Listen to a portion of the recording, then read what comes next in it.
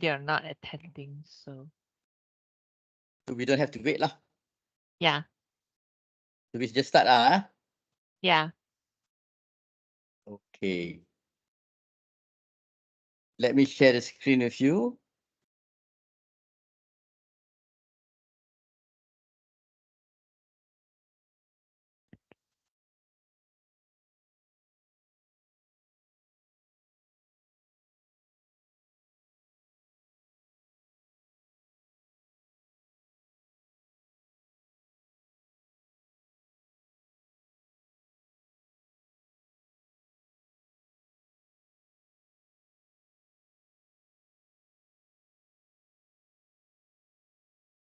Can you see my screen? Yeah, what is governance? That's right. Okay. Okay, let me just try to get back to the previous slide. Is it in oh, okay. I've got this thing blocking. No, it's moving by itself. Yeah,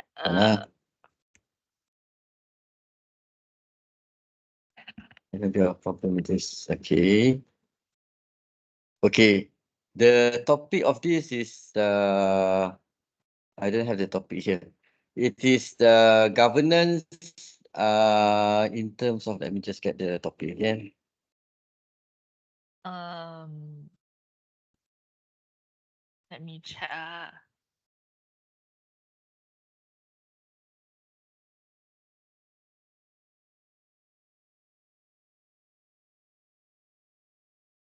I find the topic.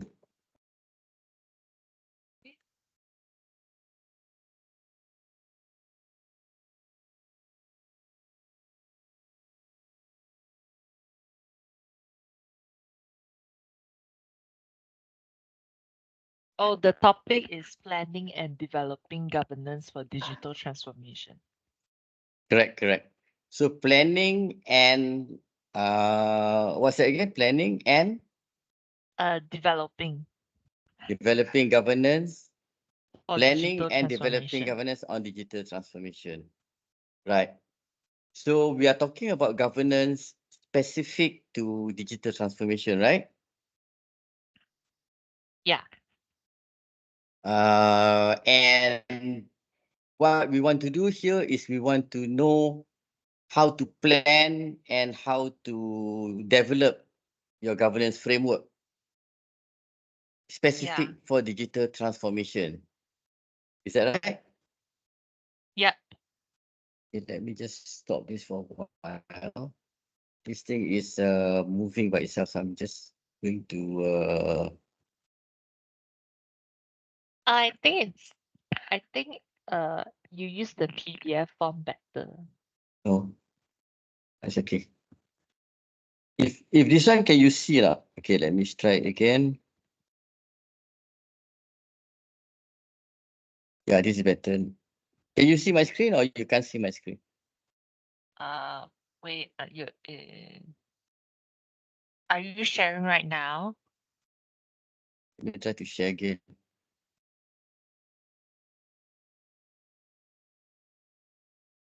You see my screen now? Wait, it's loading. Yeah, yeah, can see.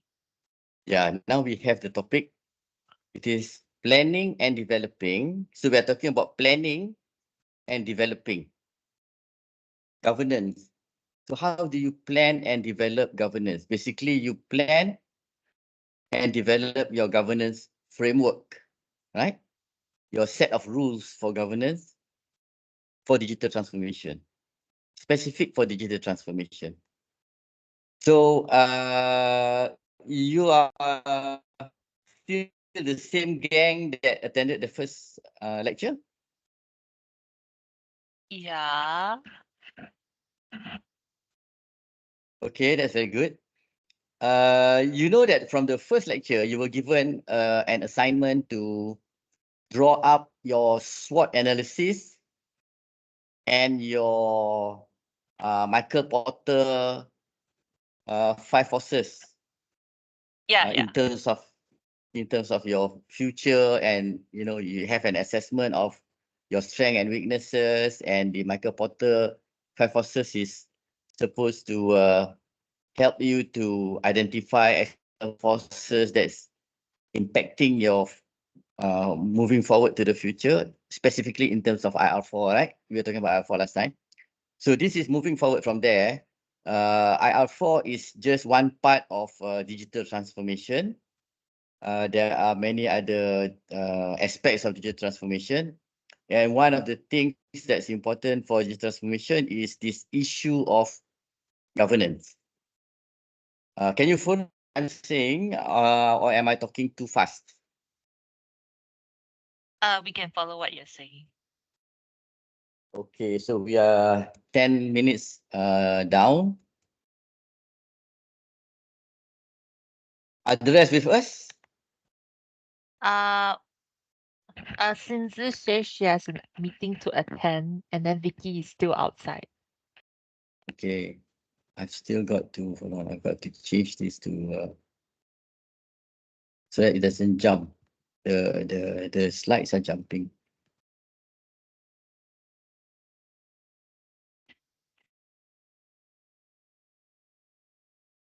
Anyway, Dr. Khairani is recording this. So if you need to, those who missed this particular session can get a copy from her. So I'm breaking this session. I'm supposed to give you 3-hour face-to-face session in which I wanted to give you the theory and followed by 1-hour online session.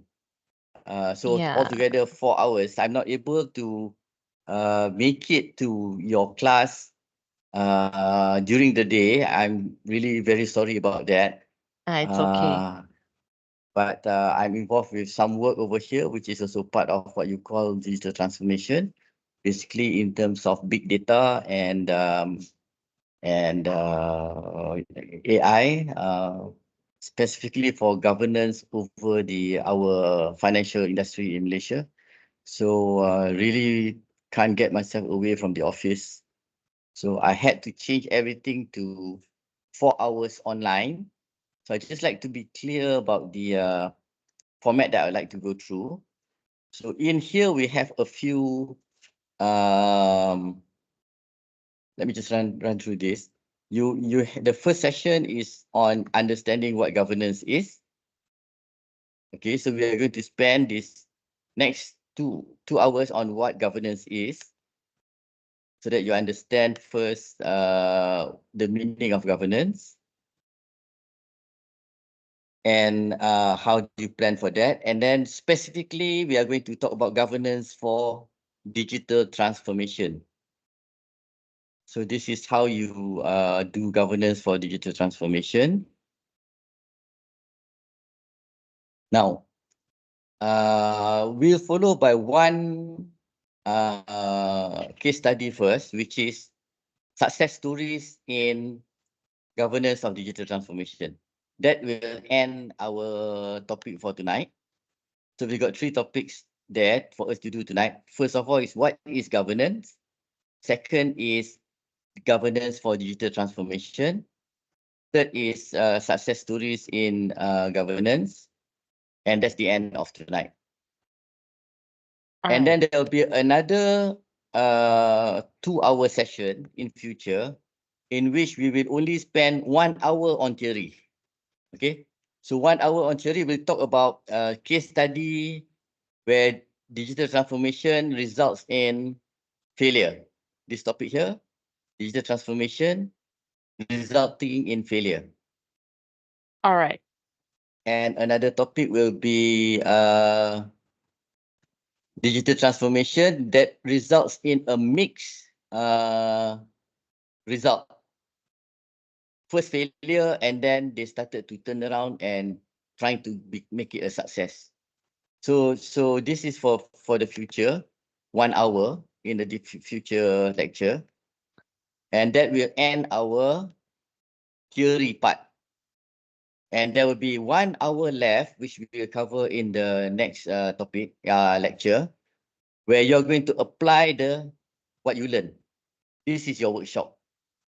All right. I like to start with that first so that you know what is expected out of you in the future. Basically, there's going to be 6 of you, right? 9. 6, is it? 6 of us. Yeah. Yeah, there's going to be 6 of you.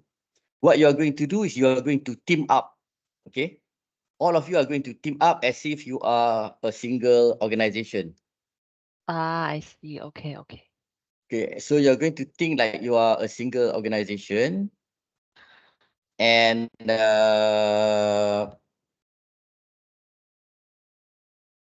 you're going to think that you're a single organization. And wait, let me try to get this one. Trying to remove this so that you won't jump all over the place.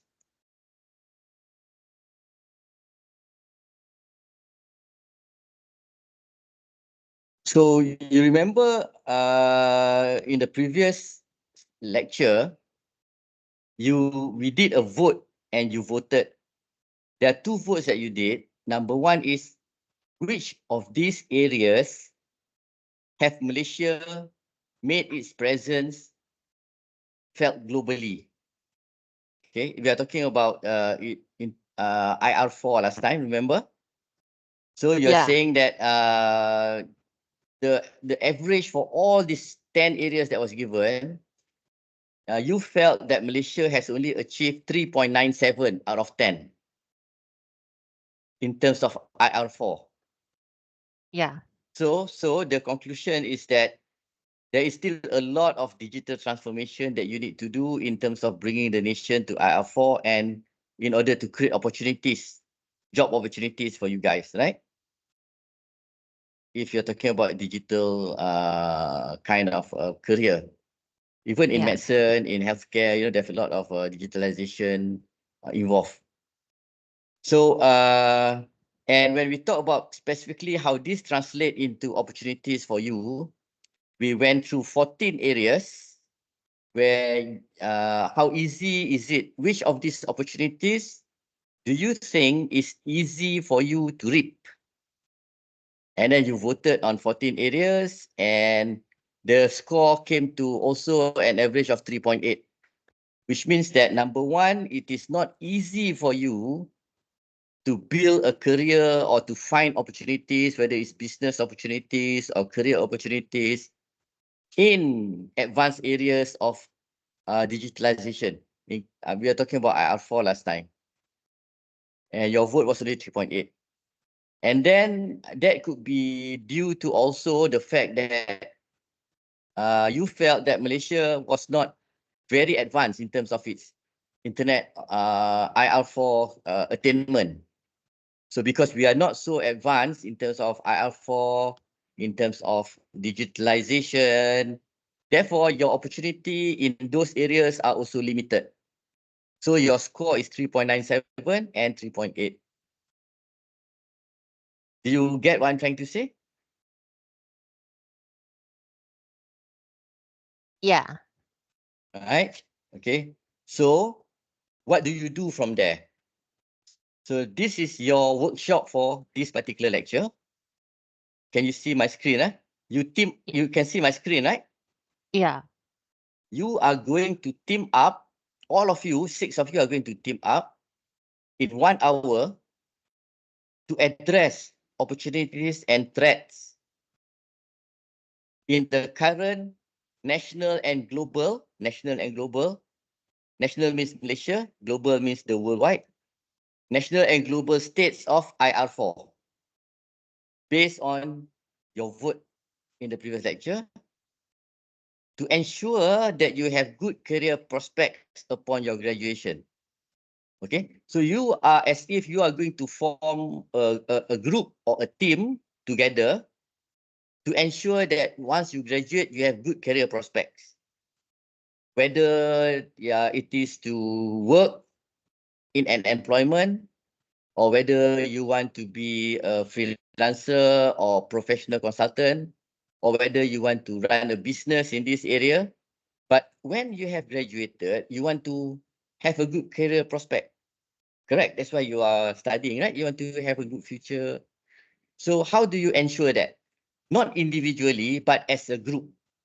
So in order Ah, for you to work together as a group, you need to define some governance principle, like, allocating work, for example. So you might appoint a leader, and this leader is supported by maybe two, uh, uh, group, subgroup leaders, or the whole is the team. You might have two subgroup, one in one area, one in another, some example, and then you might divide work, who's supposed to do what and all that. That is called governance. And then the rules of how you're supposed to engage, what people are supposed to do. This is called governance. So you're going to learn afterwards the principles of governance in terms of theory for 3 hours, 2 hours tonight and 1 hour next time. And then you're going to spend 1 hour after that applying what all this theory that you learn in order to do this exercise in 1 hour and prove that you are capable of grasping the theory that you have learned in the theory part. So your task will be, how would you apply these governance principles to ensure that your team will be effective in meeting this goal? All right. So that is the end that you want to achieve. You want to showcase that you know how to apply these governance principles in theory to ensure that you and your team can work together to achieve your goal of ensuring good career prospect upon your graduation. Understand? yeah. Okay, so this is also for your own good, because then if you do all this and you also do your SWOT analysis, you also do the Michael Porter exercise, Michael Porter forces, and you also apply this, then perhaps towards the end of your semester, you might want to form a team and do this so that you can improve your prospects of getting a good career after you graduated. Okay, that's the whole purpose of all this exercise. All right. Okay. Okay, so so we are going to start the lecture now. That is the structure of this lesson that we are going to do. So what we are going to do now is we're going to start with your lesson on the first part is understanding exactly what is governance. Okay. You guys are still there? Anybody new joining? No.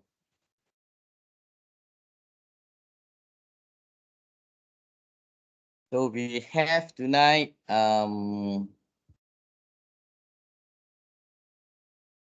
Shanurida, yeah, I remember her. Wilson, yes.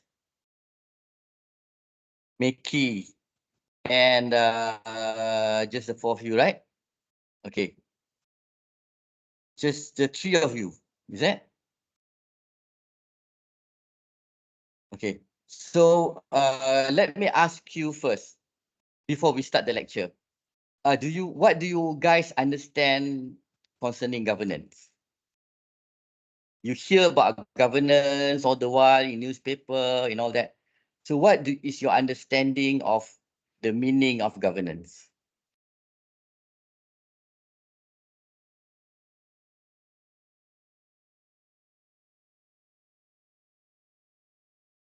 Can you guys share that with me?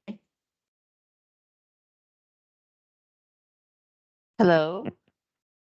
Yeah. Can hear you. Hello? Yeah. Yeah. Did you hear my question?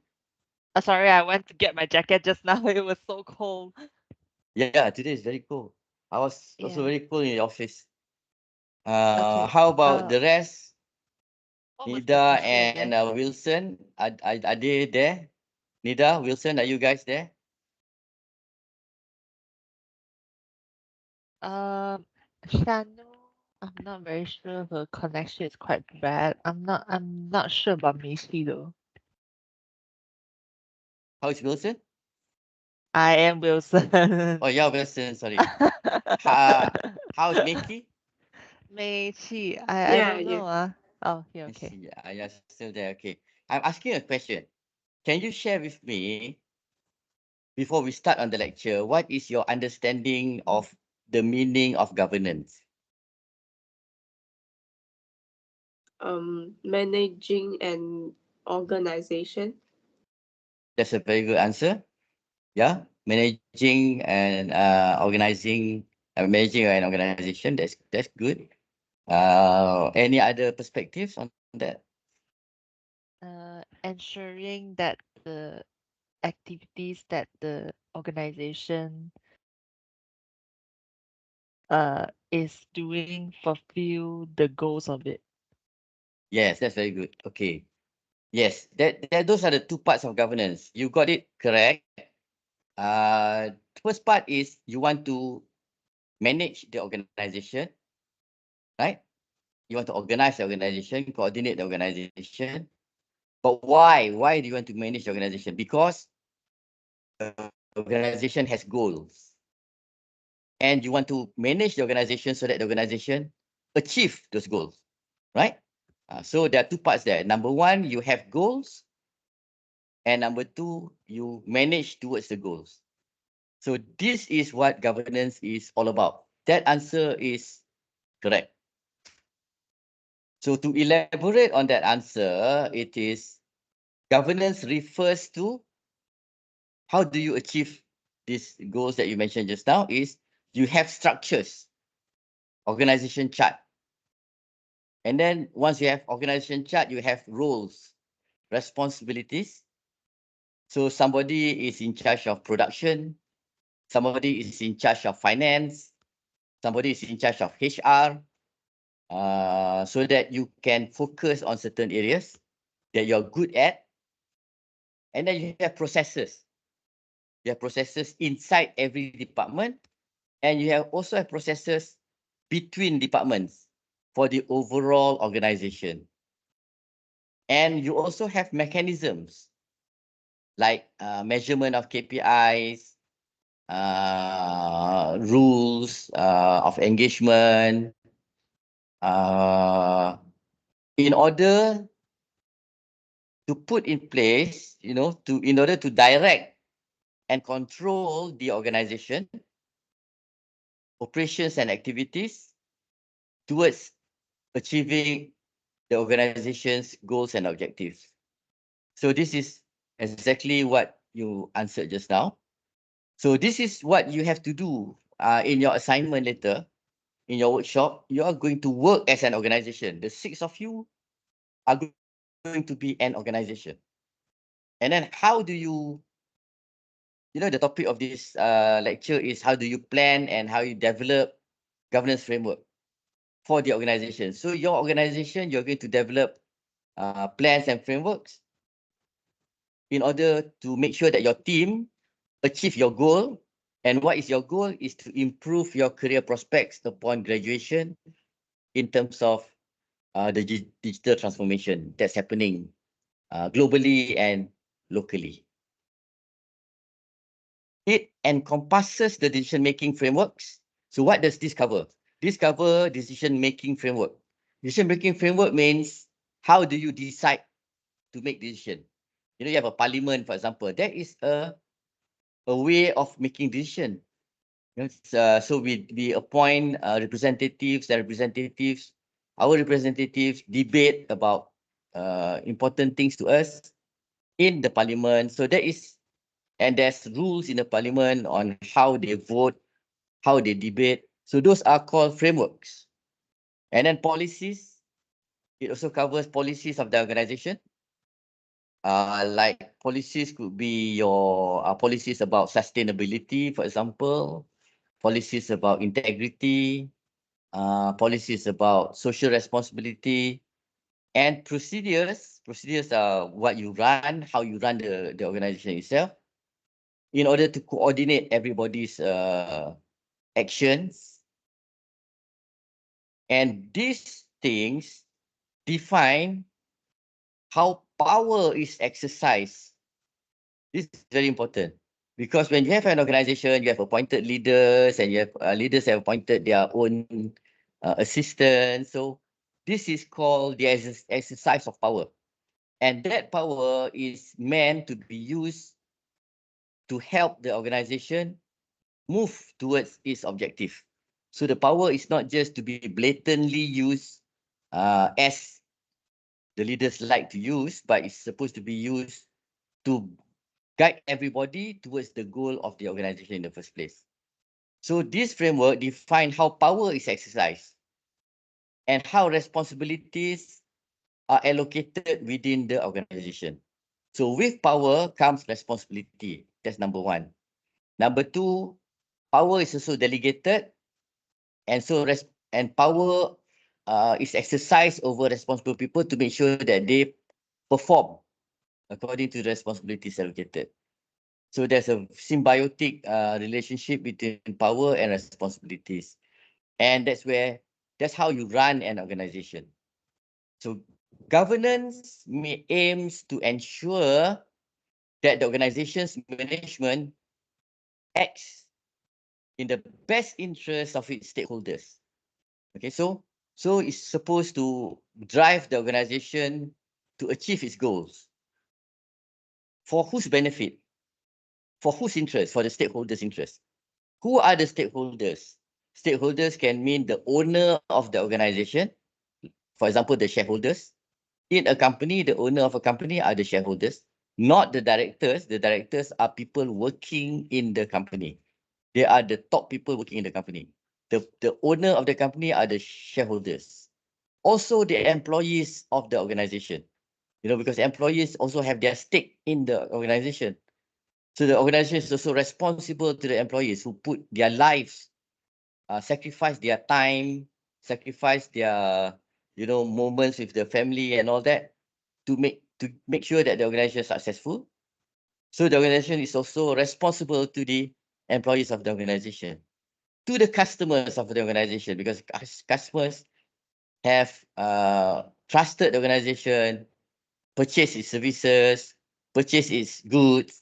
So the organization also has to take care of the customers and the community in which the organization operates, so that the organization cannot think that it is only there to make profit for the shareholders, profit for the employees' salaries by serving customers good, but it also has a, uh, a responsibility to community, for example, in terms of pollution, in terms of, for example, safety. If the company have lorries, whether the lorries are being driven properly or they cause accidents on the roads and things like that. And the company also has to adhere to legal and ethical standards. So this is why you have governance. So governance drive the organization within the framework of legal ethical standards in order to achieve goals in the interest of its stakeholders. Okay, so this one whole page summarizes for you what governance is. So in future, if you need to refer back to what governance is, you can refer back to this single page that summarizes everything that is governance. Okay. Now, what are the key aspects of governance? Governance includes accountability. So when you want to structure the organization so that organization move in a single direction, okay, it's just like playing soccer. You know that there is a goal at the end of the field, and you have somebody called striker, somebody called midfield, somebody called fullback, somebody called goalkeeper, and everybody has roles and responsibilities. So when you have roles and responsibilities, you have to also have accountability. That means you have roles, you have responsibilities. So you must be accountable to your actions, how you exercise your roles, how you perform your responsibilities. That is accountability. And there must be transparency. Transparency is nothing should be hidden from the stakeholders, but appropriate matters should be shared with appropriate stakeholders so that there's no hidden agenda, there's no hidden ways of doing things. There is no, some people don't know what this guy is doing, what this people doesn't know what that guy is doing. And especially when the organization has to make some decisions, the factors that affect the decision, why you make the decision, how you make the decision, who made the decision, got to be transparent to everybody. Because everybody has a stake in the organization. Everybody's working hard for the organization. But that doesn't mean that every information need to be shared with everybody, because some information need to be kept secret. You cannot trust everybody. You cannot be naively trusting everybody in an organization that's very big. So some information might leak to competitors. So still there must be rules about the security over information, but there must be appropriate transparency in the organization. And that is a very vague statement. What is appropriate transparency? It's vague, but then if everybody has common sense, it's not very difficult to define what it is to some extent. And there must be integrity. That means everybody must work together towards the goals of the organization. There must not be somebody who's working for his own self-interest, working against the organization. And so that involves ethical standards in decision making and in performing actions. And one key aspect of governance is, of course, efficiency, because you have to run in an efficient way, your organization. It cannot be too expensive in order to achieve your goals. It cannot be wasteful to achieve your goals. It cannot be too time consuming to achieve your goals. So that is efficiency. You must achieve your goals, but you must achieve your goals efficiently. That's the whole point of having organization. If the organization is not effective, maybe it's no point in having the organization. If the organization is not efficient, maybe there's no point in having an organization. Might as well everybody do for himself rather than having an organization. Same way, the organization must be effective in ensuring that the goals of the organization are met. So efficiency and effectiveness goes together. Sometimes efficiency goes against effectiveness. Sometimes effectiveness goes against efficiency. For example, if you want to be too efficient, you want to be too fast, you want to take too many shortcuts, in the end, what happens? You do not achieve your goals. The shortcut becomes long cut. Your savings become what you call penny wise, pound foolish kind of situation. So you have to balance and make efficiency work together with effectiveness. And finally, since everybody in there is working together, there must be equity, equitability, and fairness in the whole organization. The organization got to be fair to all the people working in there and to all the stakeholders. Cannot, practice oppression of one group against another group, or favoritism of one group against another group. There might be a bit of favoritism because it's not very easy to, for example, if you are working for a company where the majority shareholders belong to one group and then everybody else are minority shareholders. So it's typical to expect there to be some favorable leanings towards the majority shareholder. But there are also rules to make sure that the minority shareholders are not oppressed in the way decisions are made. So there are very complex rules about how this is exercised. But however, these are the key aspects of governance, and these are the things that you have to bear in mind when you want to draw up a framework and when you want to plan and develop a governance framework. You must incorporate in the framework the issues of accountability, issues of transparency, integrity, efficiency and effectiveness, and equity and fairness. All right. So what is the scope of governance? So governance is a big topic. So you can talk about governance of the entire organization. But within the organization itself, you can break down the governance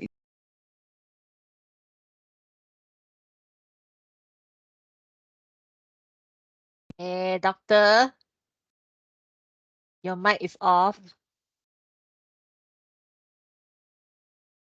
Hello? Hello? Doctor? Doctor? A doctor?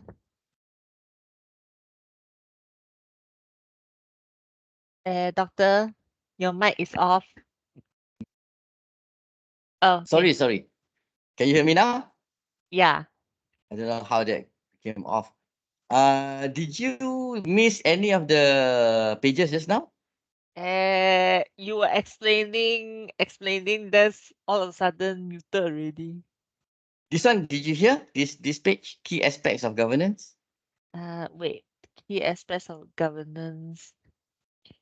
You Accountability, mentioned, transparency, integrity, equity, fairness. Did you hear this? yeah, you mentioned about taking shortcuts become long cuts. Yeah, Yeah. that one. Then Okay. after that, your mic is muted already. Oh, I see. I'm sorry, it got muted by itself. I don't know why. Okay. So that was about efficiency and effectiveness. So you have to balance efficiency against effectiveness. Otherwise, efficiency might mean, you want to achieve things too fast. It takes a durian tree maybe 5 years before it can grow any fruit. But you want the tree to give up fruit too fast, and then in the end, the durian tree also die. So that's the meaning. Sometimes people want to take shortcut.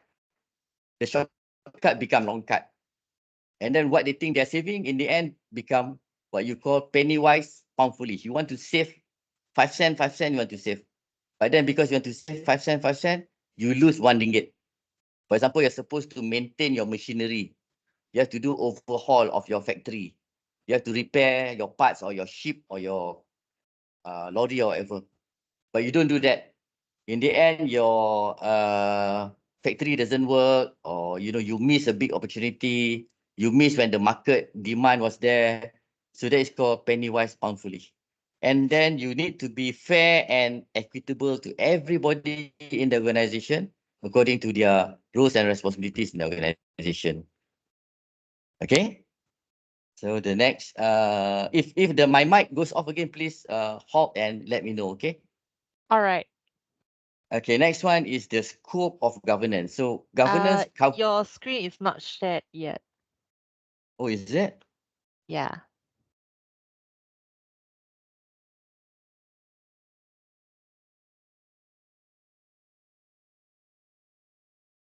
Okay. So the next one is your scope of governance. So scope of governance is so what is the meaning of scope of governance? So what does governance cover? Scope is what you cover. Can you see my screen? Governance can be applied across various contexts. Can you see my Yes. screen? Yes. Okay. So overall, your governance means to make sure that your organization achieve the organization goal. However, you can break down the goal into departments. So the whole organization is broken down into department. You have your finance department. You have your marketing department. You have your production department. You have your procurement department. You have your R&D department, for example. So all these departments are supposed to work together to achieve the organization goal. So you can also break down the goal of the organization into departmental goals. So for you to achieve this, what do you need to do in terms of finance? What do you need to do in terms of marketing? What do you need to do in terms of human resource? In terms of procurement? In terms of R&D? So this is how you break the overall goal of governance into small parts. And then you have corporate governance, which is overall. You may have IT governance regarding your data, regarding your IT processes like data security, data sharing policies, usage of data. Your project governance, how you manage projects, how do you select vendors, does your company bully your vendors? This is quite typical. Some companies, in fact, many companies bully their vendors. So is that also happening in your company? A lot of companies talk about ethical conduct, talk about apart from being complying to the law, they also apply to ethical standards. But then in terms of managing their projects, they just bully their vendors uh, without real consideration. That is also part of project governance. Data governance, again, the IT, and all these focus on specific aspects of the organization, operation, and strategic direction.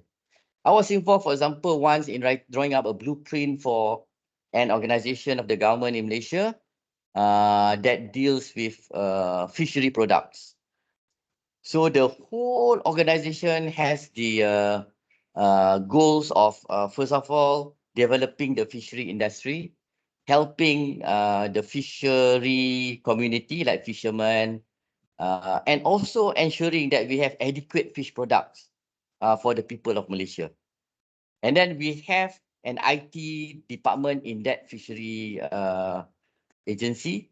And what is the purpose of this IT agency? It's supposed to help the fishery organization to achieve its goals of developing the fishery industry and producing enough fish for the people of Malaysia. So the IT industry for that fishing agency has a very specific goal in terms of fishing, in terms of fish. So there are rules of governance around there for the IT department on how it's supposed to conduct its own processes, actions, and all that to help its the overall organization to develop the fishing industry and also to ensure there's enough fish for the country. So that includes the computerization of fishing activities. For example, when fish landing on jetty, you want to weigh the fish, you want to capture the type of fish, species, you want to capture the price transacted, you want to capture who brought out how many fish, this boat went where you found the fish, this boat went where you found the fish. Small boats are supposed to fish in near the coast. Big boats are not supposed to disturb the small boats. That's a rule of engagement. So small fishermen, poor fishermen, they fish near the coast. Big boats, they go out in a cluster. They go out in a cluster. There's a big boat and there's small boats around them. And they go out for 1 week, 2 weeks, 3 weeks. They have like a small factory in the boat. They go into the deep ocean where they find their own fish, different things. So there are rules that has to be managed. And IT department has some function in terms of tracking the boats, tracking the fish. And then also the fish is not merely sold as fish you see in market, also produced into fish products. Fish products like belacan, for example, fish paste, cincalok, made from prawns, and crackers, for example, or fillet exported, like fish and chips, even vitamins. So all those involve some IT component working to automate the factories, or the logistics and all that. So you might think that IT department is the same everywhere. But what I'm giving you is an example of a digital transformation that is still going on in the industry, where there is specific governance rules for IT department because it is involved in the fishery industry, which can be different from IT department in automotive industry, can be different from IT department in healthcare industry, for example. All right. Are you guys following me? Yeah. Okay. So how do you plan for governance? Okay, we have until 11, right? So how do you plan for governance? This is how you plan for governance. Number one, you need to strive for strategic alignment. What is the meaning of strategic alignment? That means you want to align everybody in the organization to work, to be aligned, to work towards a common goal. It's just like when you play football, you want everybody in the team to focus on two things. Number one, to score a goal against your opponent. Number two, to defend your goal from the opponent. These are the two things that you want to achieve when you are playing football. And you have only 11 players. You don't have 100 players. You don't have 1,000 players. So you want to make sure that everybody put in their own effort into achieving these two goals. This is called efficiency just now, right? Where you achieve your goals, you need to be effective in achieving your goals, but you also need to do it effectively because you only have 11 players. So this is what strategic alignment means. You want to align everybody in a single direction. So governance structures and processes are designed. Governance structures and processes are designed to align the interests and activities of various stakeholders within the organization's strategic goal. What does that mean? Align the interests and activities. Align the activities is very clear. You align everybody to work towards the common goal. But it's hard to align people's activity if their interest is not there. For example, if I work so hard, at the end of the day, you give bonus to somebody else. You don't give the bonus to me. But I work so hard, more than the other fellow. So maybe 1 year I will still work hard. 2 years I will still work hard. 3 years I start to get lazy, and I feel that no point in working so hard because in the end somebody else getting the reward, but I don't get the reward. So this is called aligning the interests. You have to align everybody's interest. This is called goal congruence. Goal congruence means you have the goal of the organization, but you also have to make every individual in the organization feel that the goal of organization is the same as their own personal goal, whether in terms of rewards, benefits, so that people feel it's worthwhile for me to help this organization, because by helping this organization move forward, I am also helping myself to move forward. This alignment supports goal congruence by ensuring that decisions made at different levels of an organization, right? You must not only, sometimes you see, in US and all that, you hear about CEO getting 3 million salary, 10 million salary. Then you have, officers earning less than other companies in the industry. So the CEOs and the people at the top who make decisions reward themselves very well. But the people down there are not adequately and fairly rewarded. Just now we talk about equity and fairness, right? So this alignment should ensure that decisions made at different levels of the organization. So you must also make sure that people at the bottom are as much rewarded as people at the top. Contribute to the achievement of overall objectives. Okay, that's strategic alignment. So this is when you want to draw up your governance framework, you've got to make sure that this strategic alignment takes place. You've got to design your framework so that there is a high degree of strategic alignment in your framework. Secondly, in terms of performance management. So yes, you want to manage your performance, but you want to have high degree of performance. But in order to have high degree of performance, you have to do what is called performance management. You have to manage the performance. The performance does not increase automatically by itself.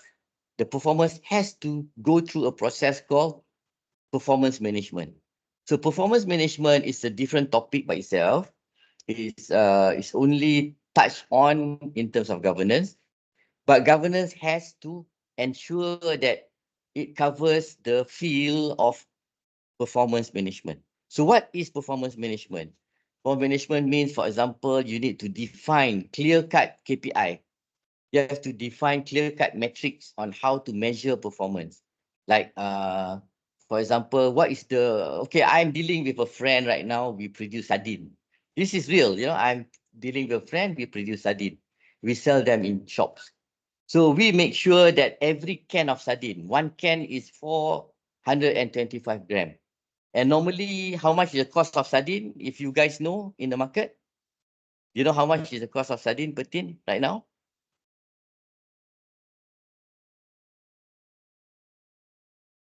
Hello? Not clear on that. Okay, sardine is about 950 per tin. We are selling them at 8 ringgit. So it's 1 ringgit 50 cent. But we have KPI. Even though our sardine is cheap, the quality has KPI. So we have KPI. For example, the sardine factory is nearby the beach. Even the fish that you fry in your house, that you buy from supermarket, could be 1 month old, could be 2 months old, could be 3 months old. It's kept in the freezer. Our sardine land on the beach, immediately go to the factory. We get from the beach, goes into a lorry, the factory nearby, goes into your tin, cook inside the tin, immediately fresh from the sea. And we make sure that 425 gram, 60% to 70% is sardine, not water. Of course, you know, if we want to make the can heavy, we can put more water, we can put less sardine. But we make sure every tin there are 7 to 9 fish in one tin. So if we sell the sardine at 8 ringgit and inside the tin there is 7 to 9 sardine, that means your sardine is like between 90 cent to 1 ringgit and 10 cent per fish. So this is very cheap because anywhere you go, you try to buy one fish for 90 cent. You try to buy one fish for 1 ringgit, you cannot get. So we, of course, sardine is small. It's not as big as the normal fish, but then we still sell them at between 90 cent to 1 ringgit per fish. We make sure every tin there are 7 to 9 fish. Okay, and the gravy itself is a certain thickness, and there's 60% of the tin content are sardine flesh, and only 40% is water on gravy. So all these are KPI. So this is called performance management. There is a QC who checks all this, takes sample and all that. So governance framework often include performance management system. So this is a system, how we manage those KPIs, how we manage to ensure that we deliver value to our customers. Just now we are talking about, you know, stakeholders include customers. So this is how we deliver value to our customers, one of our stakeholders. So we establish clear metrics and KPIs. We establish clear metrics and KPIs. Like I said, I told you how many fish per tin. What's the weight of the tin? How much gravy? How much sardine? So this is clear metrics and KPI aligned with the organization's strategic goals. These systems help ensure that individual and departmental performance are congruent. That means they are aligned. Congruent means aligned just now with broader organizational objectives. And the next thing that you have to put into your governance framework is risk management. So what is risk management? Effective governance involves identify risk, assessing the risk. You identify the risk. Where is the risk here? Okay. Recently, there's one worker who was working in a hole, and then the earth on top of him collapsed and buried him alive. He died in that incident. So what could have happened during that is, before you put a worker into a hole, there is a safety officer. So the safety officer could have identified what is the risk here, putting the worker in the hole. The risk could be that the wall of the hole collapsed, and then you cannot bring him up. So you identify the risk first, and then you assess the risk. Okay, maybe you put the worker into the hole, but maybe suddenly the whole factory can explode, for example. And then the worker is left inside the hole, cannot run away. But of course, that one is quite likely not to happen. What is the chances of the factory exploding, for example, it's very small. So that's where you do assessment. you could look at the situation. You could see, for example, it's been raining, the earth is wet or soft. So there's assessment of the risk. You identify the risk. The risk is that the whole could collapse. Then you assess the risk. What's the likelihood of the risk happening? What is the impact of the thing happening? So you look at two things. You look at likelihood of it happening, and what is the impact of the thing happening? Is it a grave impact or small impact, for example? And then you do mitigation. You do something so that you can reduce the risk or stop it from happening. And you could also do some planning. If it happens, what do you do? So you immediately stand by with people with, maybe you tie a rope around the workers so that you can easily pull him out in case the earth collapse, or you have somebody ready with, things that can dig out a hole quickly, or you don't, you could put up some kind of steel bars or something around the hole so that it doesn't collapse. So this is mitigating the risk. So you identify the risk, and then you see whether it can impede the achievement of the organization goal. So what is the risk? The risk is those things that threaten to make the organization fail instead of achieving the goals. So by managing risk, governance helps to manage risk. Governance helps maintain focus on achieving goal congruence across the organization. Now, resource allocation.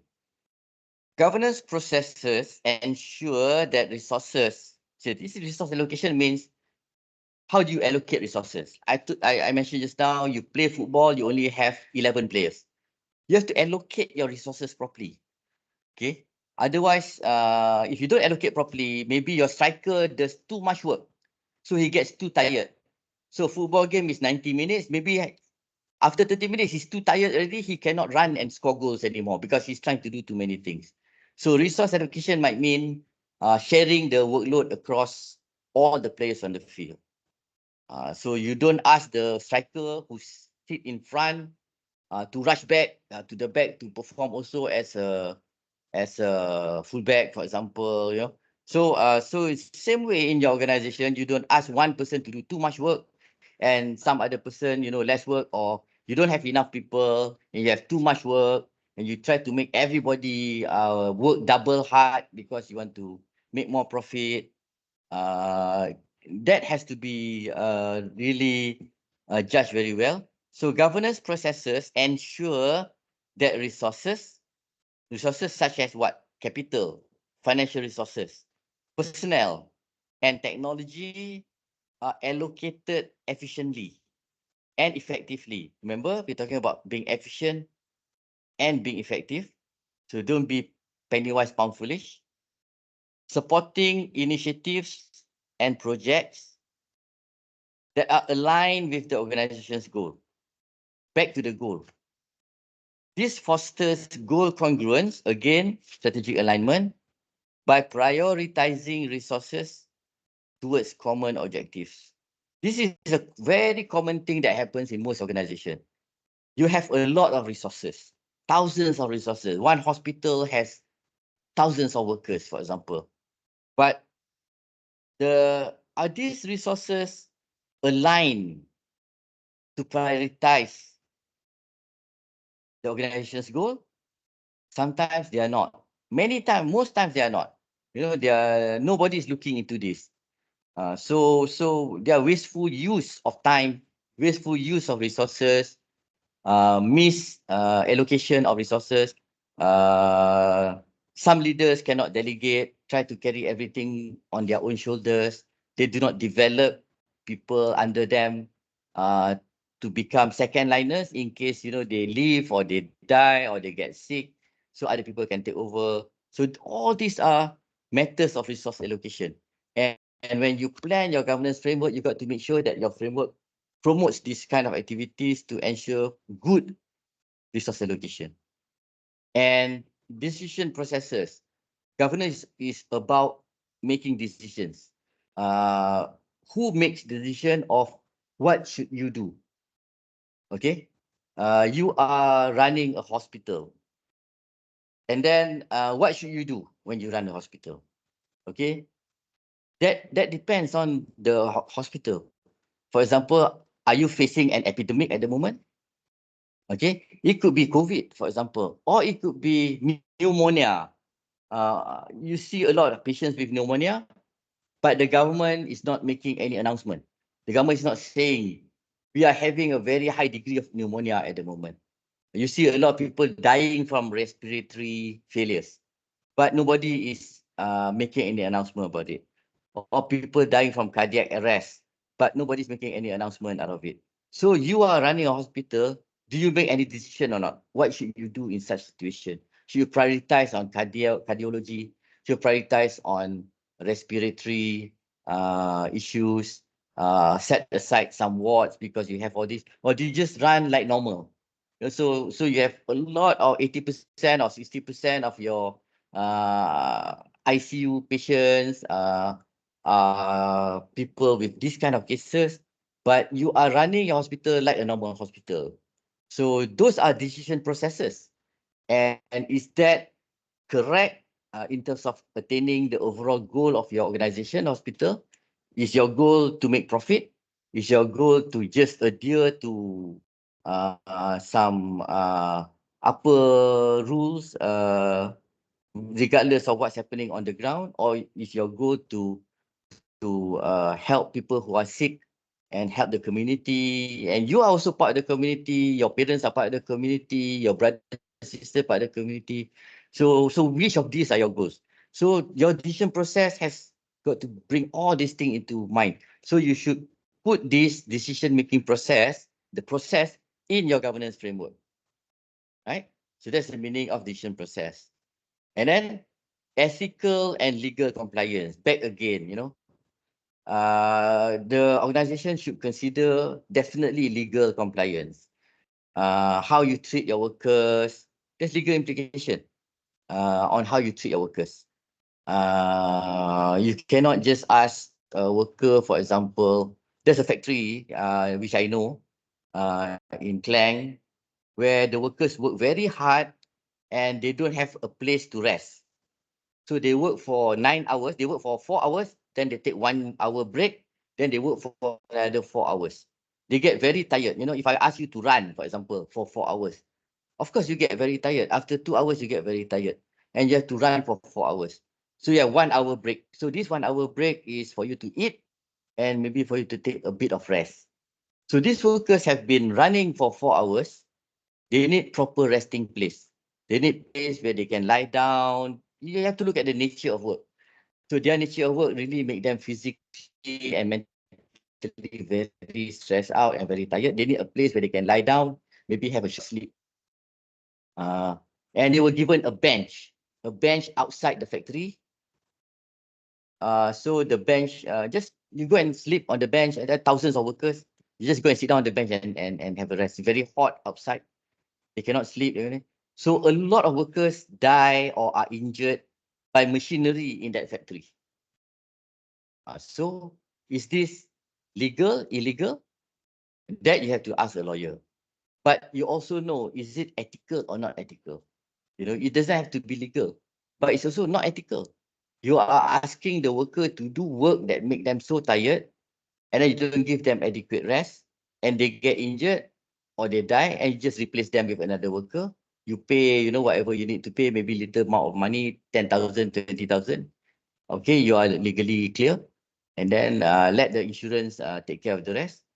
And then you just go on and hire somebody new. It's just like treating humans, with no value and no compassion. So is that ethical? If it's not if it's legal, is it still ethical? Same way when people treat their vendors. Some people treat their vendors like they own everything about their vendor. So you have to treat vendors fairly as well. Then we talk about fairness. So your vendor is one of the stakeholders in your organization. So you cannot treat vendors unfairly. You cannot treat vendors unethically. But that happens a lot. So people talk about ethics. People talk about being legal. Of course, people talk about ethics. Everybody talks about ethics. But then they don't practice it. Come certain things, they don't look at themselves in the mirror and they don't realize, I'm not ethical at all. I'm just talking about ethics all the time. That's all. So all this got to be built into the governance framework. Okay, this is how you plan for governance. So what happens when you fail in governance? It's good to know what you need to do, but it's so good to know what happens when you fail in governance. So number one, there will be strategic misalignment. So you remember just now, the one important part of governance is to have strategic alignment, to align everybody towards a common goal. So an organization might embark on projects or initiatives that, governance, people like to say governance is about not being corrupted. There is just one aspect of governance. Integrity is just one aspect of governance. But the organization might embark on projects while not corrupt, but they are not aligned with the strategic goals of the organization. This misalignment can result from poor planning, lack of clarity in goal setting. When you set goals, you must have a clear mind. Or miscommunication within the organization itself. Governance structures aim to ensure that all actions taken are in line with the organization's overarching objectives. So that's why you have governance. You want to make sure that your activities and your actions are in line with your objective. Number two, what can happen when there is a failure in governance? You can have resource misallocation. Resources such as capital, labor, and time might be allocated inefficiently, not due to corruption, but because of poor management decisions or inadequate oversight. Effective governance involves oversight mechanism. What is oversight? Oversight is somebody to monitor, somebody to look and see whether things are moving correctly according to plan. So effective governance involves oversight mechanisms. You have to have this mechanism to monitor, to ensure resources are used efficiently and effectively, contributing directly to the organization's strategic objectives. Back to strategic objective. That's the strategic alignment again. So failures in governance can also result in lack of accountability and transparency. Even in the absence of corruption, even though there's no corruption in an organization might suffer from a culture of opacity, that means no transparency, and unaccountability. People don't feel responsible, where decisions are made without proper oversight or justification. Governance seeks to establish clear lines of accountability and transparency in decision-making processes, ensuring that all actions are scrutinized and aligned with the organization's interests. For example, people in the organization might be bullying the organization's vendor. So the vendor does not perform in the best interest of the organization, and they hide their actions from the rest of the organization. So this introduces opacity. That means opaque, as opposed to transparent, is opaque. So people do not see that the vendors are being bullied and the vendors are cutting corners, not performing to their best, and nobody knows that this is happening. So this is lack of accountability and transparency because there is no oversight over these people, or the people who's exercising the oversight is not competent of exercising those oversight. Ethical lapses are actions that compromise the ethical standards of an organization, such as engaging in unfair labor practices. Unfair labor practices covers not only your own employees, but also employees of your vendors, or environmentally unsustainable operations, solutions. In healthcare could be your hazardous waste, medical waste. You can dispose a lot of poisons or disease contaminants into rivers, and those rivers end up in food or end up in drinking water. May not constitute corruption per se, but still represent governance failures. Governance frameworks often include ethical guidelines and standards to prevent such lapses. Inadequate risk management. Just now we talk about risk management being part of governance. Failing to identify, assess, and mitigate risks can jeopardize an organization's objectives. This failure is not necessarily due to corruption, but might stem from inadequate governance structures that fail to prioritize or effectively manage risks. Finally, resistance to change.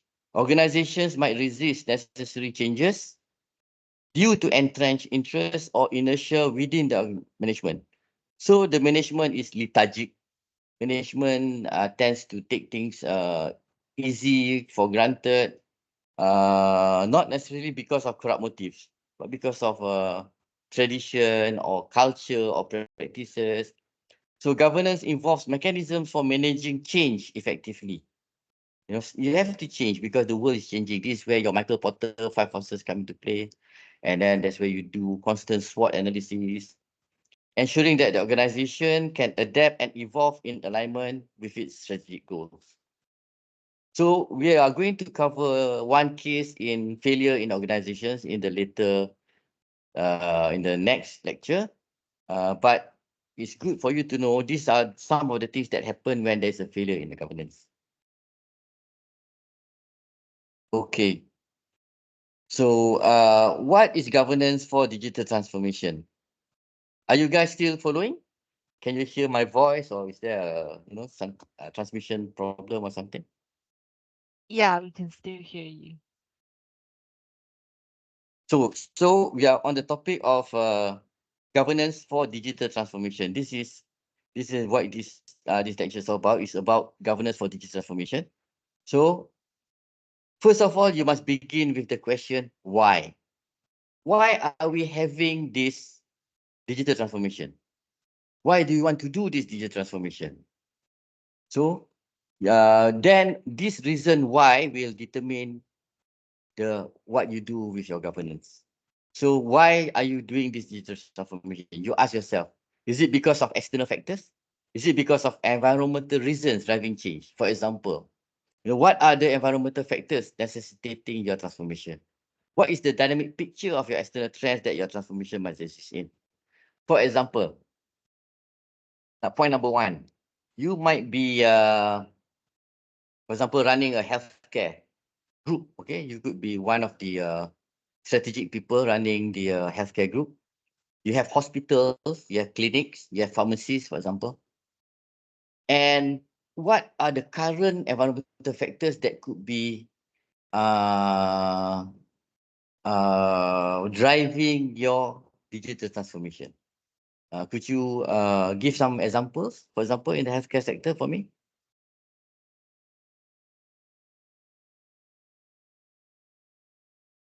Anyone?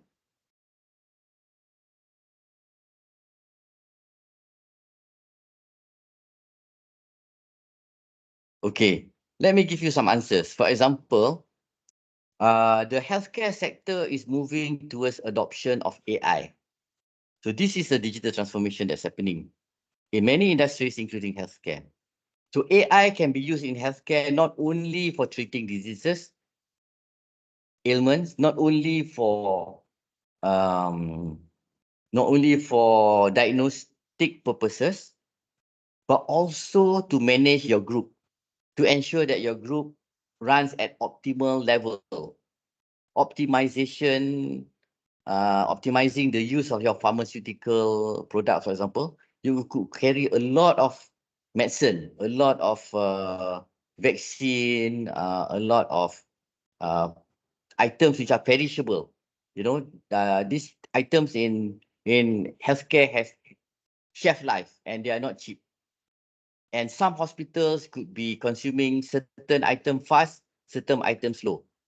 So you cannot allocate item based on equal basis, but you have to look at the consumption. And situations change. There could be influenza outbreak in northern region, for example. So normally northern region does not use say nebulizer so fast, but then over 1 month it uses nebulizer faster than before. And then there are some other areas in your place where the nebulizer is not being used so much, and then they will just expire and you throw them out. So you could use AI to detect this sort of optimization opportunities, and then and you do certain digital transformation initiative to do that. So that answer that question. So you have to identify what are the environmental factors necessitating your transformation. Next one. What is the dynamic picture of external trends that your transformation must exist in? Let's say, for example, there is no environmental factor. There's no environmental factor that is pressuring you to make any digital transformation, but you have certain digital transformation anyway. For example, you might want to increase efficiency by using robots, for example, in the hospital to clean your floor or something like that. So, but this is the transformation that you are going through, and then but you are going to implement this over a period of 5 years. Maybe you have 20 hospitals, and you don't go big bang one hospital, all hospital in one go. That would drain your cash flow. So you will go priority by priority. And then over 5 years, the technology is going to change. Robots are going to get cheaper. They're going to be more capable. Maybe they don't have to recharge so often. Their batteries can last longer, or they can clean better, or they can detect certain types of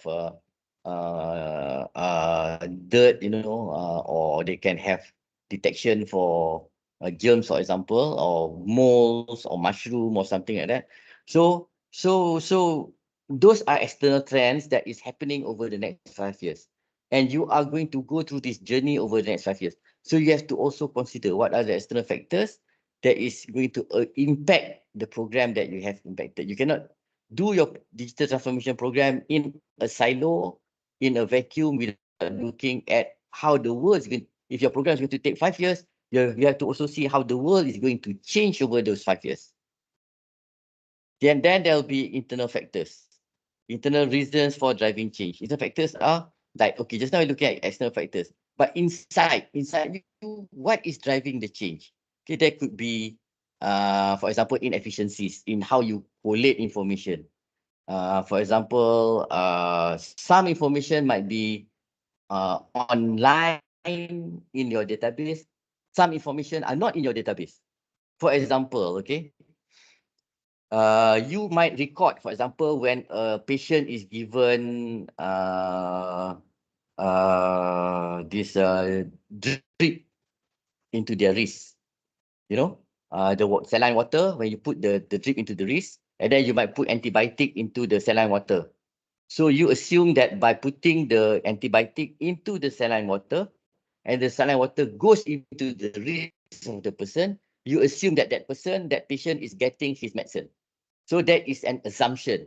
You are looking at the act of giving the IV intravenous solution to the patient is equal to the patient receiving his antibiotic. But what happens at the hospital bed? At the hospital bed, the doctor relies on the intern to inject the needle. And the intern did not inject the needle very well. So then the doctor leaves the patient overnight and come back tomorrow. And what happens? The water did not go into the patient's blood. The water is just inside the bottle, and also the antibiotic that's supposed to go with the water is inside the bottle. That is a very risky situation, especially when your hospital is overloaded with too many patients. So that could be reason why you need to increase your level of digital transformation by putting sensors, for example. The drip has those dripping water droplet. There's a place where you can see the water dripping. And in some private hospital, they measure that water. How fast is the water dripping? Okay, so the water is going into the patient's body. Whereas in some hospitals, they don't measure that water dripping. So the next day, the doctor come in and see the patient is dehydrated, and the patient has not received his antibiotic, so the patient is still sick. So instead of staying in 1 day or 2 days in the hospital, the patient has to stay for 4 days in the hospital because he got more sick, and then he got to go through more treatment because of that failure. And then the hospital make a lot of noise and say, oh, we are overburdened with patient. we cannot cater for our number of patients, too many people come at our door, when actually the problem is not that too many people are arriving at their door. The problem is that they are not efficiently processing the people who are inside their doors. Okay, so those are internal factors that could be driving your digital transformation. Now, the end state of that is, what do you want to have at the end of your digital transformation? You must be able to visualize very clearly.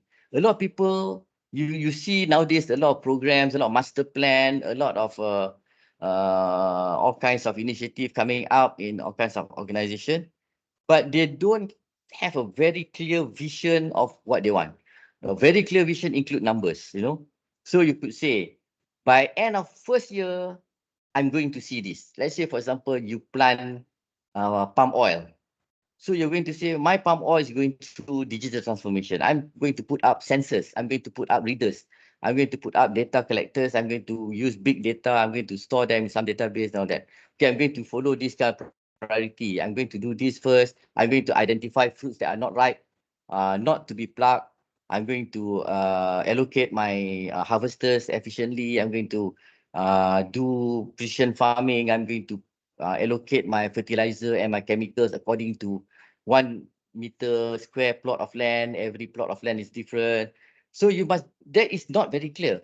You must be very clear, okay, after 1 year, this particular plantation, this particular block of field, this particular problematic area of oil palm, which is not as healthy as other blocks in the same plantation, this particular block is going to bear, instead of one bunch of fruit every month, is going to bear 2 fruit of branch every month.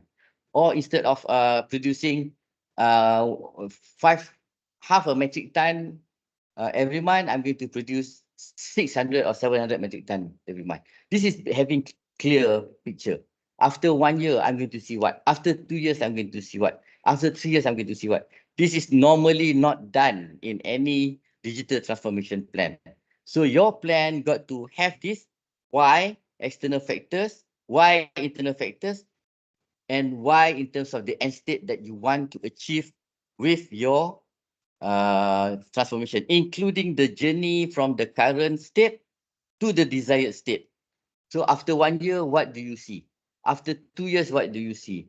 After 3 years, what do you see? This must be enumerated and articulated very clearly so that you can see that in your mind, even before you embark with the digital transformation. That's how you begin digital transformation. And then how do you govern digital transformation? Okay, again, you need to have strategic alignment, as mentioned just now.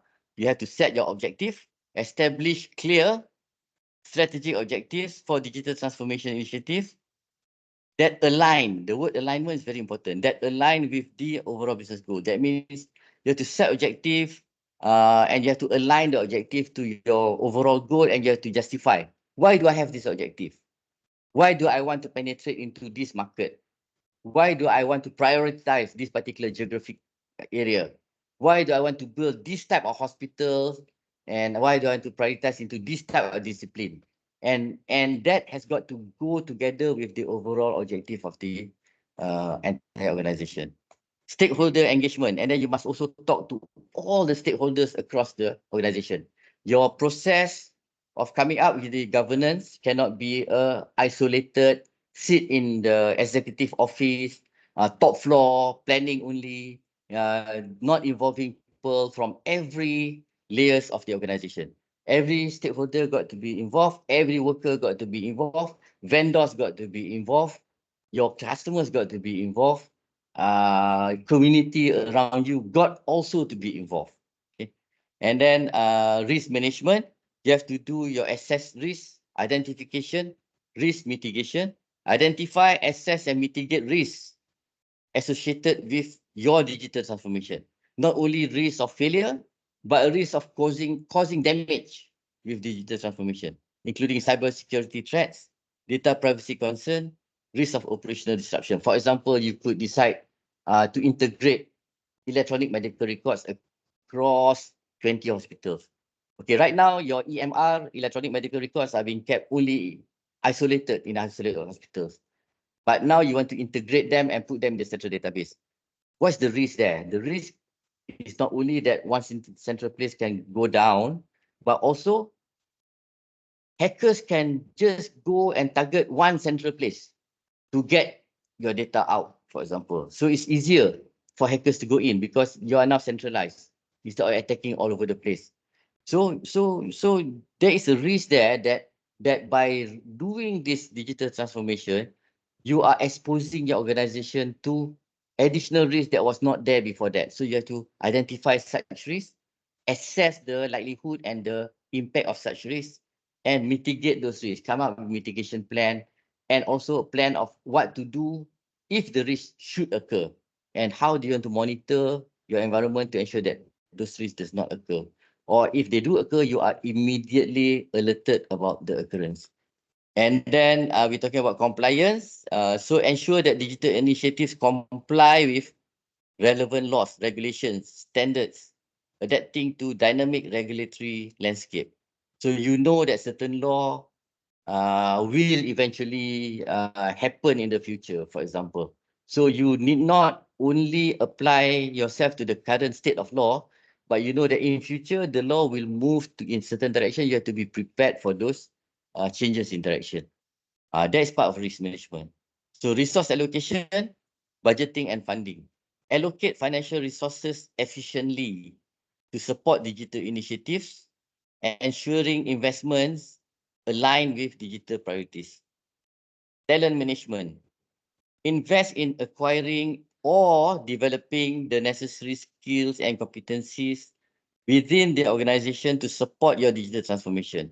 There's no point in doing digital transformation if you do not have the skills to complete this digital transformation effectively. So you either have to get people from outside who has the skills, acquire the skills, or develop the skills in-house so that you can complete your journey. So that's talent management.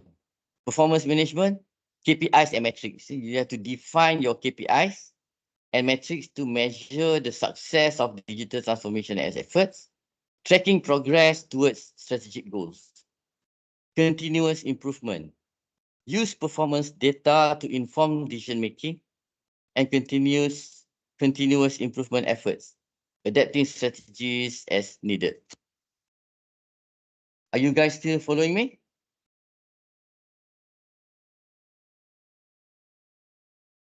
Hello? Yes. Yeah, yes. Okay. So this is the second page of governing digital transformation. Look at technology oversight. This is you have to have an oversight mechanism over your technology. You have to always you have to design, you have to develop, you also have to always monitor your architecture and your integration, data architecture, process architecture, your digital assets architecture, and also the integration between them. Oversee the development of a coherent digital architecture that supports integration and interoperability across systems and platforms. Data governance. Implement robust data governance practices to ensure not only the security, people always talk about security alone, to ensure the quality, security, and ethical use of data. Change management, culture and leadership. Foster a culture of innovation and agility that supports digital transformation with leadership actively championing digital initiative. Yeah, this could be also something that you don't see very often, where leaders hide behind their top floor, and they support, but they don't actually champion digital initiative on a daily basis. They are not actively championing them. So you can, it's hard to achieve digital initiative if leadership is out of reach by the various layers of organization. So this is an out of reach leaders. They get out of reach, just like Hitler. When Hitler lost World War II, he was out of reach. He was staying in something called the There's a place in Austria where he was staying with his top generals. They are not aware of what's happening in the battlefield. They are not aware of the losses that they are losing in fighting both ends of Europe, losing in France, losing in Germany. They've lost Spain, now losing in France now, moving towards Germany, and then the bombers are coming to bomb Germany itself, and then also at the same time they're losing on the Russian side. They're losing also on the southern near the Africa side and all. So they don't know that this is happening because they have isolated themselves by living in Australia in the Alps. So they have to be actively involved in championing digital initiative, or it's very hard to succeed. Communication and training. Communicate the vision and benefits of digital transformation across the organization, providing training and support to facilitate the transition. Again, it's all about communication and also involving training as well. Then there's project governance, project management practices.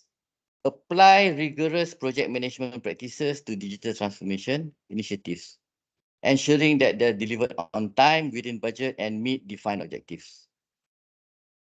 Agile methodologies.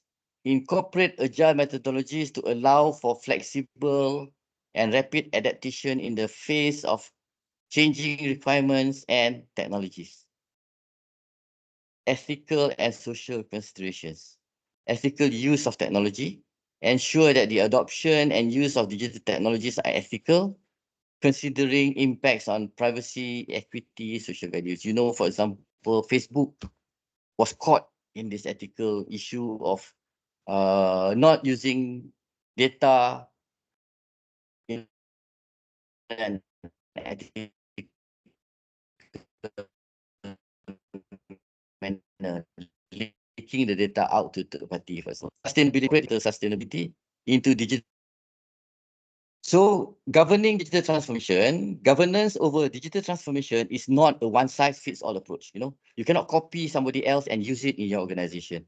Every organization is unique in itself. So this is not a one-size-fits-all approach, but you have to build the design, the transformation specific to your own organization.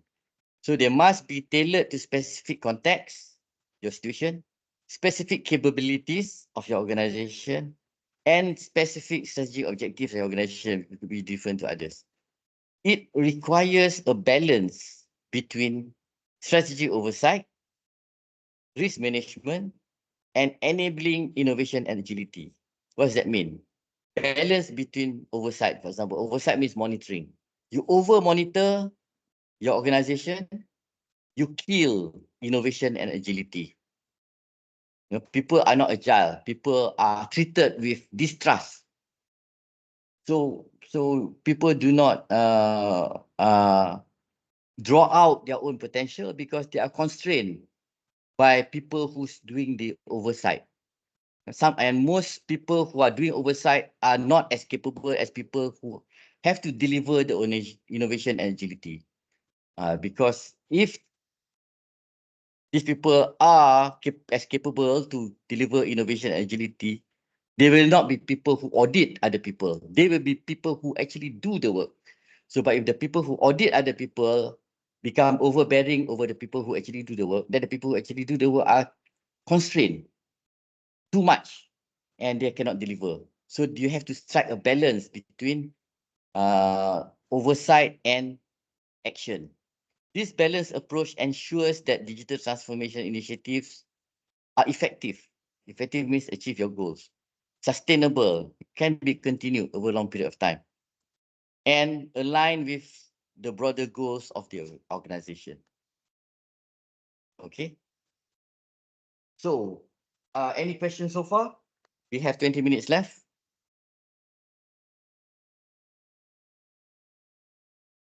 Any questions? Shall we move forward?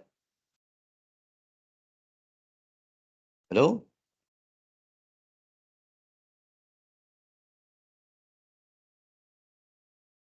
Hello? Are you guys listening?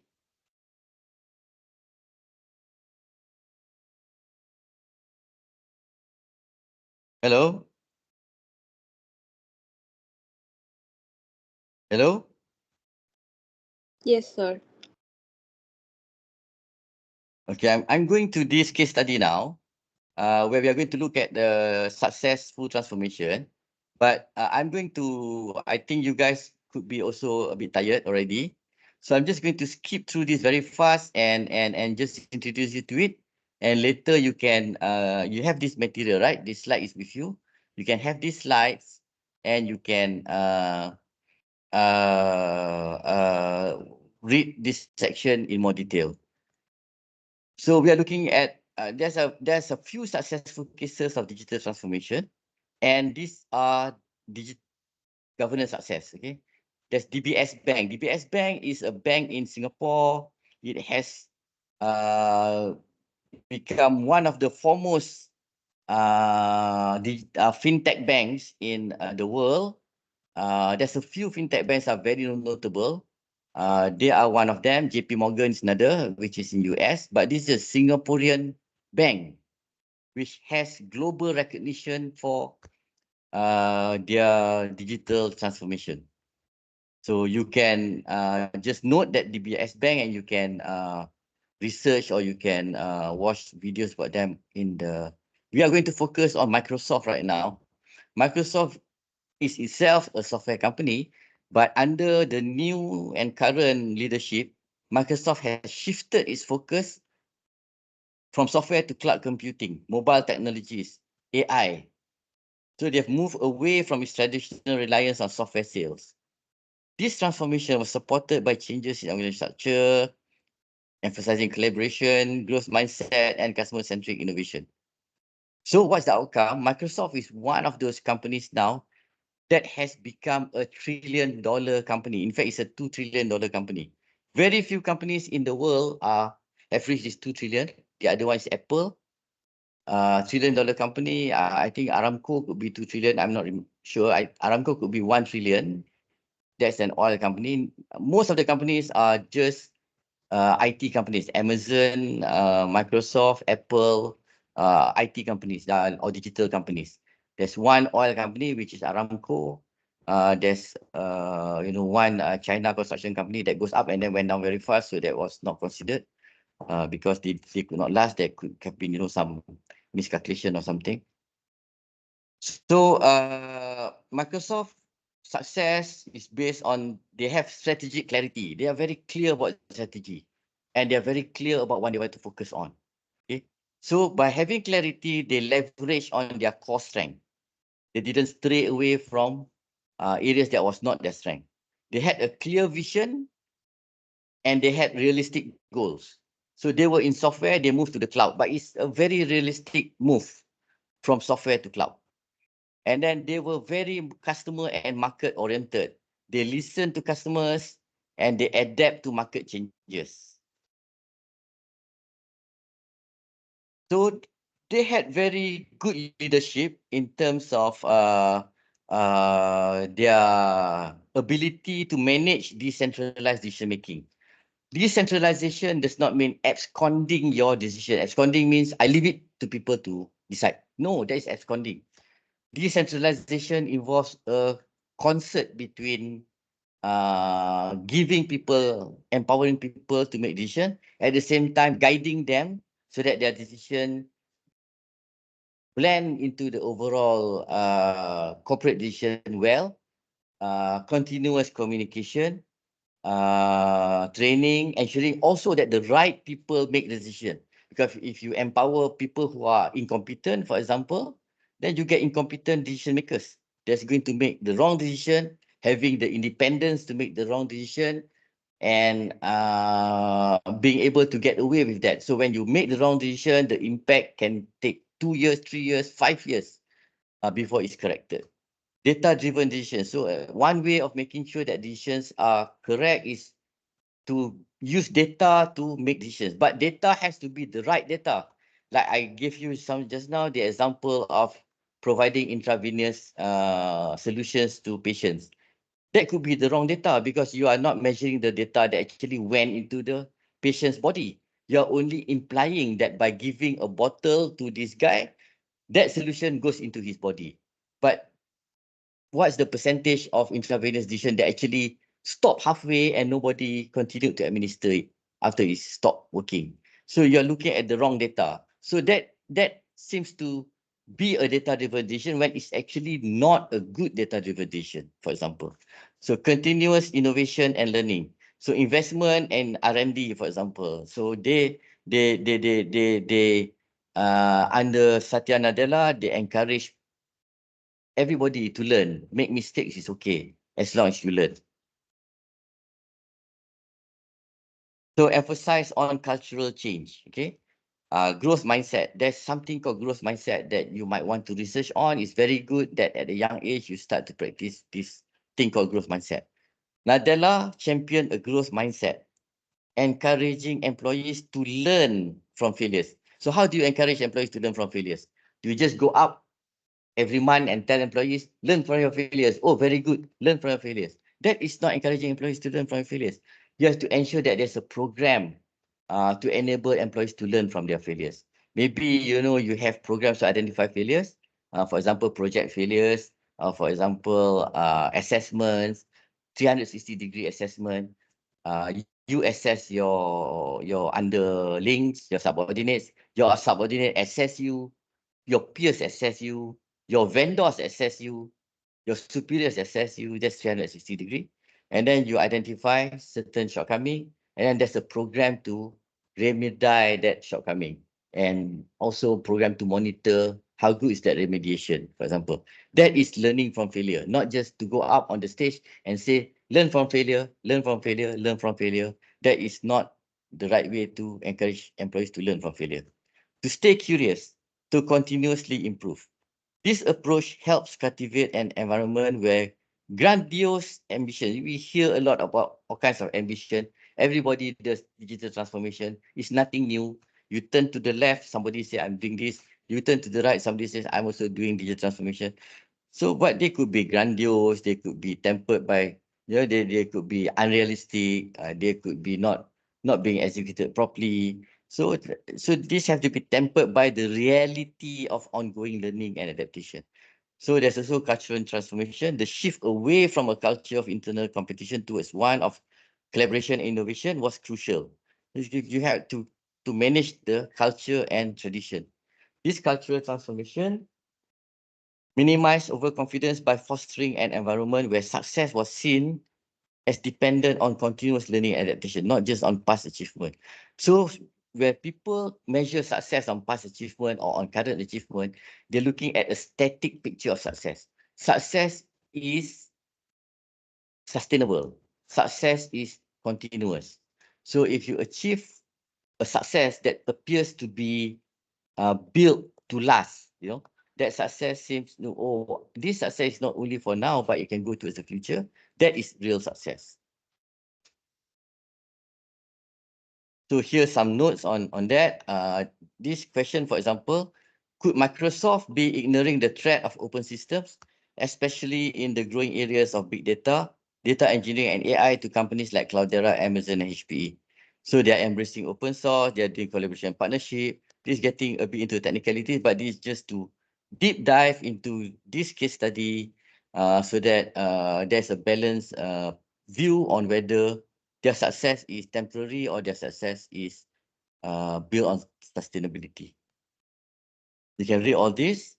And then this is the next question, which is how clear are Microsoft foray into these areas, new areas, in terms of their revenue model. So this is how Microsoft is actually clear in terms of not only in terms of pursuing their transformation, but also on how this is going to impact their income for the future. So can browse this. Okay. So let's look at who Satya Nadella is. Yeah, he's the CEO of Microsoft, and this is the transformation that he's driving. I'm going to play this video. You can also click on it. In your PDF, you can click on this button, click to watch, and you can watch it. So this is a 10-minute video. Last chapter in our topic tonight. And so that you know who Satya Nadella is and what he has done. All right.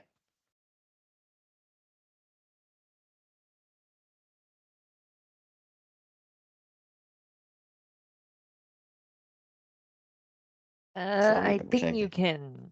can, yeah. No, I think you should click on the browse YouTube. Wait, let me see. Which one is the browse YouTube? Wait, let me see.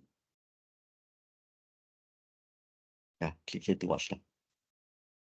Oh. No.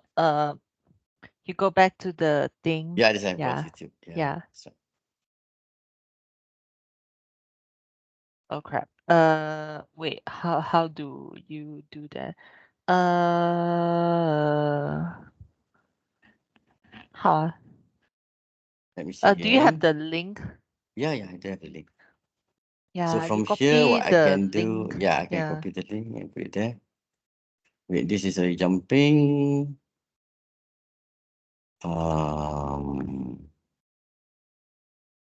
Yeah, I think this is the one. Left control click to post link.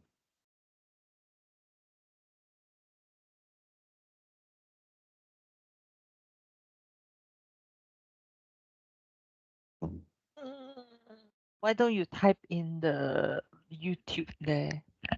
Yeah, let me try and find. Where's the Yeah, link that was there? Giant Reborn. Yeah, a Giant Reborn. Where is the link? Insert link. Okay, this is the link. Here. I'll go to the browser. Browse it for you.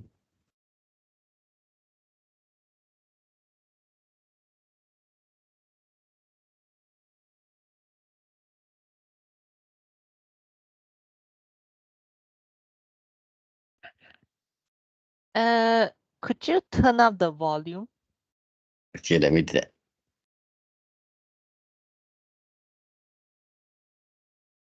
There's no sound, no. Oh, I is think it? that I think you have to share the screen with sound. There's a there's a thing right here. Yeah, if you click stop sharing and then you share again, and Okay, then when you luckily share you're again, you very can see that there's a include sound on the share beside the share content there. Yeah, okay. turn on that. Include sound, yeah, that's right. Luckily you're very familiar with this MS Team thing. Okay, let me try again. You can see my screen, right? Yeah. This company's had 3 CEOs. Okay. Can you see it? Okay, good. Yeah. Good. They're all right here. This is all. A decade ago, a little-known engineering executive named Satya Nadella was announced as the new CEO of Microsoft. And I cannot be more honored, more humbled, and more excited about Microsoft and our opportunity. He was not an obvious choice. Nadella was an insider at a company that had become too insular, a humble and professorial presence. Able to integrate data which exists on a host or a mainframe. After CEOs known for being mercenary. You make a grown man cry. And bombastic. I can't hear you! And yet, 10 years later, Microsoft is neck and neck with Apple for the title of world's most valuable company, with a market capitalization right around $3 trillion. Some perspective. That means Microsoft today is worth 10 times more than the day Nadella got the job. Along the way, Nadella's changed more than Microsoft's stock price. In 10 years, he's gone from an unknown quantity to one of the most respected CEOs in the game, balancing roles as engineering leader Hi, Aya. and technology diplomat. Today we are making the commitment that by 2030, Microsoft will be carbon negative. He's also brought Microsoft from being a laggard in search and mobile to being a challenger in the cloud and an emerging leader in AI. And so our job number one is to build the best systems so that you can build the best models. In the process, he shifted the market perspective on how a CEO communicates about mission, competition, and partnership. There's no holding back of anything. It is about being able to excel everywhere our customers are. I've been covering Microsoft and Satya the whole way, interviewing him nearly a dozen times. At this milestone, I'm unpacking his uniquely challenging journey to the top of tech and the new obstacles and opportunities in a world where rivals and governments are wary of Nadella's Microsoft getting even bigger. Could a small player win today in this space? Cool. You know, it all depends on what happens, right? Which is what's the product market fit that one of these folks finds. Afraid he was about to name you CEO right there, real quick. I first interviewed Satya Nadella on camera in 2013. Back then, he was one of several division presidents at a Microsoft fumbling to find its footing. He didn't even have one of the divisions everyone externally was focused on, Office or mobile, search or Xbox. He ran server and tools. This is Windows Server and System Center and everything else with this Azure secret sauce inside. I'm getting word in my ear that Steve Ballmer of Microsoft is to retire. Wow. John Fort, who knows the company well, is on the phone with us. John, what's your take? A few months later, after Steve Ballmer announced he was stepping down as CEO, I pressed Nadella on whether he wanted the job. Would you take the job if it's offered? You know, the Microsoft board, as you said, is working the process. Steve's very much the CEO. I am really, really busy and excited about the enterprise job that I have, and I'll leave it at that. In one of my recent conversations with Nadella, he reflected on those times and how he's trying to keep Microsoft's sense of urgency and focus now that many perceive it to be riding high. We've known each other for a long time, long before I became CEO. You know, I think, John, when I think about, you know, whatever, the last 10 years, the most challenging always for a company like ours and in a role like mine is to really have a sense that you're grounded on two things, because I feel you have to sort of have that sense of purpose and mission as a company. Be real. It can't be this abstract thing because, you know, especially when you're successful, what happens is you forget like what made you successful. And so therefore, grounding yourself in a sense of purpose and mission, that's the first thing I did, I think 10 years ago, is to say, look, our mission is to empower every person and every organization on the planet to achieve more. Saying it is one thing, but making it real every day in terms of the products we build, the markets we serve, the attitude we all have with our partners and customers. That's been the hard struggle. The other one is culture. Right, I distinctly remember when we became the largest market cap company in the late 90s, you know, walking around the campus, you know, including me, thinking, God, we must be God's gifts to sort of mankind. And except, you know, that's the day you think that is when you should be scared, because ultimately companies really have to be grounded on that we are only going to be successful if we can meet those unmet, unarticulated needs of customers. That means you can't be know-it-alls, but you have to be learn-it-alls. So you don't think that now? Because now you're the second largest. Yeah, that's right. It's always great to be second largest. There's a lot more to be learned. But you're pretty close. You're pretty close. But quite honestly, it's not, you know, it's framing that learn it all versus the know it all, right? Mm-hmm. Because what came before, like today we may be whatever, whether it's the stock or the market cap or what have you, but tomorrow, it's no guarantees. And especially in tech, there's no franchise value. That's kind of, I remind myself of this as nothing lasts forever. And so, and we've been through, you know, some dark times on that and back. And so therefore I am more grounded perhaps than that. So therefore I always am looking for saying, okay, what's next? And can we build enough capability and conceptual understanding of what's next inside the company long before it's conventional wisdom? Quite honestly, by the time you ask me about something, if I'm like saying, what is he talking about? Then it's all over. No one thinks it's all over now. So how did Microsoft get here? Well, the first thing to understand is Nadella reset popular assumptions about how a tech CEO competes. And here's the thing, you can't be in scarcity and abundance at the same time. You can't be in contraction and expansion at the same time. You've got to choose. You're in one or you're in the other. Where are you playing? Where are you at? This woman is an anomaly. Harper's Bazaar magazine featured her on the cover and said she's the author of the world's #1 manifestation. It's Okay, let me skip this. 33 million. The decade before Satya Nadella took over at Microsoft was a decade of decline. The company had seemed unstoppable after the 1992 release of Windows 3.1. In this video, you're going to see the future. When Microsoft seized and dominated the PC and early web browser markets, crushing Apple and Netscape. But after the Justice Department sued and nearly broke up the company, Microsoft lost its equilibrium. In the new millennium, after the dot-com bust, new powers rose as Microsoft foundered. Jeff Bezos and Eric Schmidt conquered the web with logistics and search. 1,000 songs is mind-blowing, but iPod's even more than music. Steve Jobs reinvented mobile and media with the iPod and iTunes. And open source technology, a grassroots movement from software developers, rewrote the rules of how business software is created. Microsoft's previous CEOs had considered this a battle for every screen. To take on Google, they invented Bing and tried to buy Yahoo. To take on Apple's iPod and iPhone, they invented the Zune and bought Nokia. None of it worked. We want to empower every individual and every organization to be able to thrive in this mobile-first, cloud-first world. Nadella's new approach, instead of trying to beat other platforms, he embraced them as a home for Microsoft Office.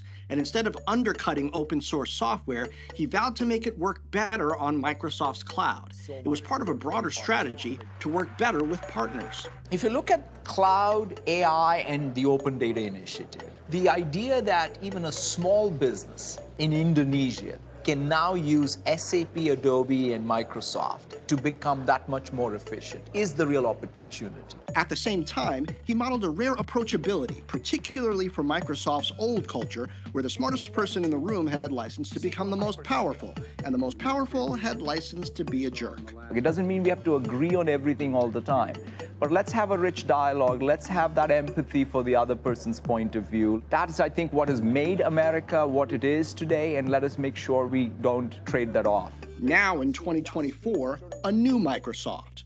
After more than $140 billion in acquisitions and reshaping the business model, the next challenge looms for Satya Nadella. This era, it's the partnership between Microsoft and OpenAI. Can he navigate the AI transition as well as he navigated the cloud? We definitely want the benefits of this technology, and we want to mitigate the unintended consequences. The leadership that's required and the coming together of all the parties that is required is challenging, but it has to be done. If he succeeds, he might just extend this rare run. Hitting refresh on Microsoft. Has the new element on the page loaded yet?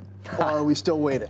We as individuals are dealing with change all the time, and we're hitting refresh. We learn from it. And cement his legacy as Microsoft's third, but not necessarily third best, CEO. If you look at what specifically can Microsoft do, I think our best days are ahead of us because it's a software-powered world. Okay, so that's the we come to the close of our lecture tonight. What Satya Nadella mentioned many times during the lecture is the word grounded. Grounded means you are standing on the ground. And that's where his success is, because he listened to the people on the ground, his customers' needs, to fit his product into the needs. So he has steered his organization towards meeting those needs.